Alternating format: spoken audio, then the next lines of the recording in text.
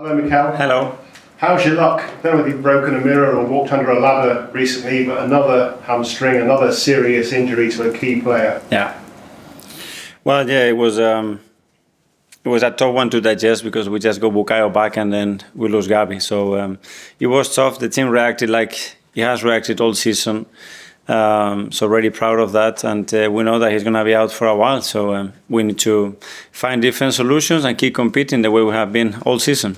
I know you said before you love the challenge of things like this, trying to work out a solution.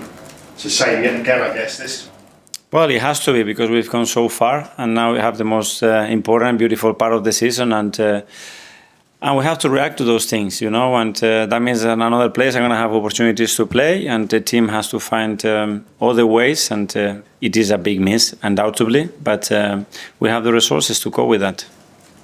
And potentially even more difficulties in that area of the pitch in defence. How's Calafiori, for example? Yeah, Rick is not fit as well. That means because in the last week or so we lost 4 players, and that's obviously a big task. But let's see how Ben and Julian are tomorrow as well. And that's it. And keep playing and keep competing the way we have been. So is there a chance as we speak now that Ben and Julian might be available? Yeah, there's a chance, yeah.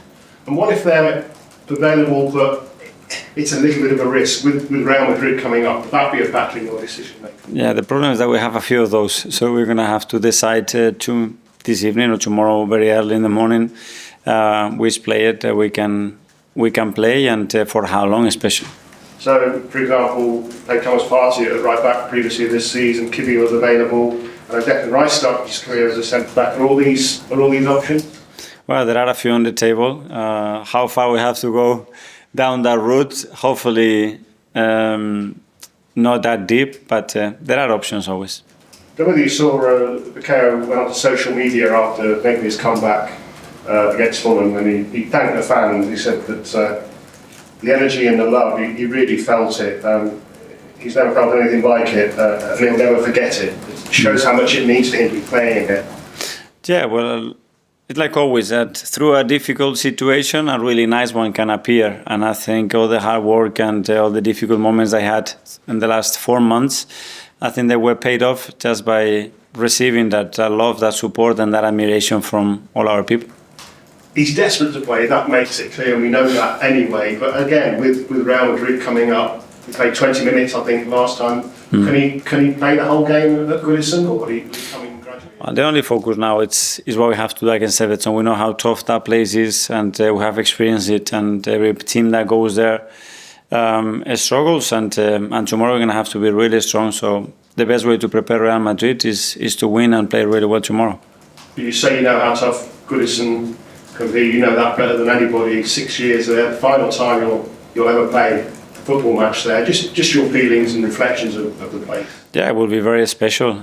It's a lot of history as well between the clubs. I have my own personal story, which was a beautiful one, as well with a manager that just come back now and is doing extremely well. I'm so happy for the club, for David as well, because it's never easy to come back there for the second time. In my opinion, he was the manager, the person who lifted that club to a different level, and now he's in the journey to do it again once they move to a new stadium. So I think it's a really nice story. You will sure get a warm welcome there. Do you think you'll get an extra special warm welcome tomorrow? I think when it comes to competing, you know, they will defend their part, I will defend my part, but for me it's always very special to go back there. I've got no supercomputer question today, but I've got a question about AI. Okay. And Betting Company has used AI to discover the top 20 best looking managers in the Premier League, so 20 through to 1. Not only have you made the top 5, not only have you made the top 3, you've made the top 1. You are officially the best in the Premier League. So my mum and dad should be very proud for the job that they did. Then, okay, that's good. Good to know. Okay, thank you. That's from the Premier League. How am I supposed to follow up after that? Well, Odegaard loves to play against Everton. He's been involved in 5 goals in his last 7 Premier League appearances against them. He's also got 3 assists.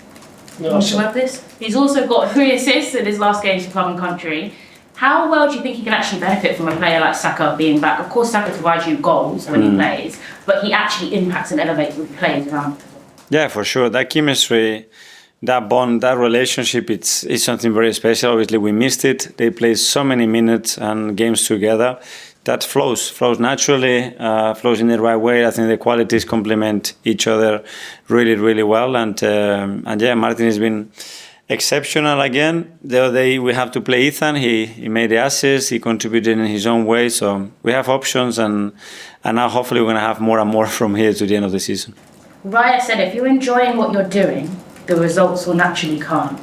I wanted to ask you how proud you've been of the environment and the camaraderie you've built, not just on the pitch, off the pitch, and with all the staff. Everyone consistently says, especially in like the tough times, the defeats, and with the long-term injuries, that's really what's bonded this club and made it even more special when they put on the kit to play.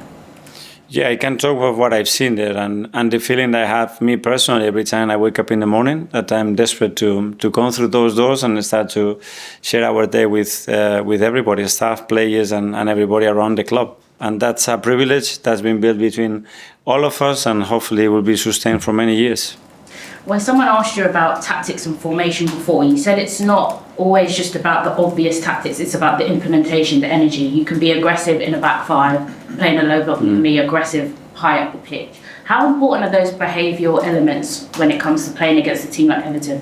When we know how they play, we know what the atmosphere is going to be like at the stadium, but that imposing yourself on the game. Exactly, I think that's the word, exactly, because they want to play a very different game to ours, and at the end, that's the challenge every time in the Premier League, how you take the game where you want and how you make that happen as often as you possibly can, and then that will be decided in the boxes where you have to be really strong. Ian Talksport.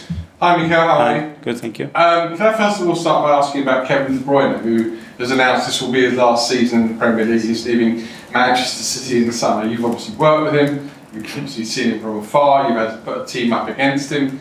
First of all, what has he brought to the Premier League? And secondly, in terms of greatest midfielders we've seen in the Premier League, where would you rank him? Up there. I don't know if he's the one, the two, or the three, but for me, he's one of the best players in the history of the Premier League, without a question of a doubt. I never play with a player that can execute that precisely at high speed. He can be running at 33, 34 kilometers an hour and play the ball 30 meters through two people to the perfect spot. I haven't seen anybody else do that at that pace. He also has a perfect temperament as well, doesn't he? I mean, in that respect, you played with some great players through your playing career. Would you like to have played with him? Yes, I would have loved, but I was lucky that I was part of a team that he was very much involved. And what I think it makes him special, apart from obviously that technical ability, is how strong he's here. Because Kevin, he always wants to take the risk. He's willing to make things happen. And when the things they don't go for him, he still continues to try it that way. And I think that has separated him from the rest. You once said to me a few months ago that you would never give up on the title. I think your exact words were, over your dead body would you give up on the title. But this week, this specific week, the biggest game surely is Real Madrid and not Everton. Is that right or wrong? No, that's wrong. For the biggest game for us is Everton. And the best way to prepare to Real Madrid is to do what we have to do to beat Everton. Why is that? Because this is football, it's an emotional game, and you have to continuously do what you have to do. And you cannot be thinking ahead. The competition, the level, how the teams are prepared is too big to think that way. You cannot allow yourself to think that way. Okay, final one for me. You solved your striking problem by moving Mikel Merin up front, and that proved to work. I've seen Declan Rice since the beginning of his career when he started at West Ham as a centre-half. I actually thought that's where he might end up playing. Would you consider... So you were wrong? Yes, no. For once. That's why you're there. Believe me, I've been wrong with him more than once. Okay, good. But would you, if you needed to play in the centre half, either Everton or more likely Real Madrid, would you do it? We will, yeah, for sure. We tried against PSV away last season, and he's played in that position, and hopefully it won't be needed. But if it is, he's a player that is capable of doing that. Thank you. Thank you. George Goodison. Mikel, hello. Sorry, can I just go back to these hamstring injuries? I know Arsenal have had 4, I think, this season, but it seems there's been 120 in the Premier League. So it seems like this is just a big, almost Premier League problem now, rather than specific to Arsenal. Is that how you see it? No, I don't think it's specific to Arsenal, and it's a very difficult one to put a finger into just one motive that has caused that injuries, because we had 4 and the 4 of them are completely different. One is after 2 days off and a real light session stopping a shot. The other one is after 3 consecutive matches in December. The other one is after playing for Brazil and having a few days off, bring him down 2 good sessions and then play the first game. So we don't really know. We are doing all the research and trying to understand how we can bring that probability down as much as possible, but it's still a bit early. Can you make any changes within Arsenal to try and reduce the load? Are you looking at maybe reducing training? Can you reduce it anymore just because the players are playing so many games? We can do. The sample, I think, is very, very small, because last year we were the best team in that aspect. Continue with the same methodology and altering things. It's true that this season, the way we started with a really short squad, with some already injured players, some injured players in the first 2 international weeks, that really narrowed the team so much, put more load on players, but that's the context that we've been in. And it does seem, though, with the hamstring injuries, that they are getting worse. Like Saka's been out for 3 months, Havertz is out for the end of the season. Is that something you're noticing and you're probably worried about? Did you want these back? Yeah, because before it was, okay, 2-3 weeks you could handle like this. When you're talking about months and surgery, that's obviously something very different. Tom for Border. Hi, Mikel. Hi. In the Everton-Liverpool game in midweek, we saw quite a harsh challenge from James Tarkowski that became quite a big talking point. When you see a challenge like that and you know you're playing that team next with such a big game after, does that ever factor in your mind when you have to make a selection decision? No, because I think it's part of the Premier League as well. And when you see it's a certain angle, a certain speed, that tackle, you can have very different opinions. I think David explained it really well in his post-match interview. So it's part of the game. The referee is there to referee it, and probably as well the way we are looking at tackles compared to what we used to see before is a bit different as well. And just on the hamstring stuff, I remember you were asked before, I think James Ollie asked you about training. You said that there is really no time to train, and it's about training the muscle, and the muscle is what needs that exposure, and it's suffering so much because of that. Are we getting to a stage where players need to start making changes, making stances, saying that there's too much going, there's too many games? Where do you see it going? Where's the breaking point? Okay, let's see, because I think, as I said, I think the sample is still very small. The worry is that we're going to be playing more and more games by the way it looks, especially in the next 2 seasons. So, yeah, we're going to have to address a lot. I think players as well, they have changed their lifestyles a lot, so they are much more professional. The demands are there, but the thing is not going to change. The Premier League intensity is going to go higher. It's been much higher in the last 2 seasons. In terms of a sprint, the peak is incredible, and it's going to continue to go that way. So we're probably catching up a little bit because we didn't expect that to grow that fast, but we have to adapt to it. Jordan, Athletic. Okay, just on Gabriel, that partnership with Saliba has been so key for 3 years now. Often feels like Saliba, maybe a little bit more stylish, gets a lot of the praise. Do you think that Gabriel gets the credit he deserves for the job he's done? Well, certainly with us, I don't know externally, but I think the best person to ask about Gabi is Willy, because that's a partnership. And when you ask Willy who does he want to play next to him, I think the answer is clear, because he brings qualities and especially I think he makes his qualities much better. We hear how vocal Gabriel is as well. We can sometimes hear him in the stand as well. Maybe saves you a job, but how much will that, will you need other people to step up and be the sort of leader on the pitch? Yeah, that's what we need to do. I mean, when we lose a voice, a leader, a presence like him, we need to step up, and one player is not going to be able to do exactly that, and you cannot demand that. So between all of us, we have to do it. Just wanted to ask you, I don't know whether you've seen Sander Berg's comments after the game during the week, but he was complimenting your team's defensive structure, saying it's almost like someone's controlling the team from the sky. There's just no space to break through you.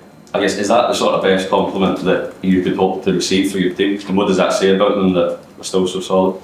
Well, yes, because obviously at the end the opposition and the players are the best ones to judge how they feel on the pitch. So it's a really nice compliment for the team. It talks about as well the effort that the boys put in that organization and how much they feel it, because without feeling it you cannot do it at the level that we are able to do it. So it's always good to hear those comments. Okay, last couple in the live section. First is Phil from PA at the back. I'm just going back to Bukayo. Do you feel as though he needs to start tomorrow so he has those minutes under his belt before Yeah, that's a possibility. We're going to decide tomorrow what's the best option for that, because it's not only him involved. We have a lot of pieces to move and some players that they're not going to be able to finish the game. So it's a lot to decide. I suppose following up on what someone asked earlier, is there, on the flip side, is there ever a sort of need to feel as though you need to wrap him in Kosovo and not play him, or is that just off the table? Sorry, I missed is that. It's a feeling as though you don't want to play him, just sort of wrap him up in Kosovo ahead of the trip, or is that just off the table? He needs exposure, and he's going to have the exposure. And he played 30 minutes the other day. He felt really well. He scored a goal, and he wants more. It's clear. And in the last 2 days, he is demanding more, and he wants more. So that's a good sign. Okay, one in Spanish from TV in the live section. Hi, Mikel. I can ask in English. No problem. First time you use Mikel Merin as a striker, he scored twice against Leicester, but he said that he didn't expect to play again as a number 9. Since that, he scored 5 goals as a number 9. How did you convince him to keep playing as a 9, and how are you going to convince him to come back, maybe to play in the midfield, as he said? I already done that, because I played him as an 8 the other day when we brought Leo in, and we discussed that.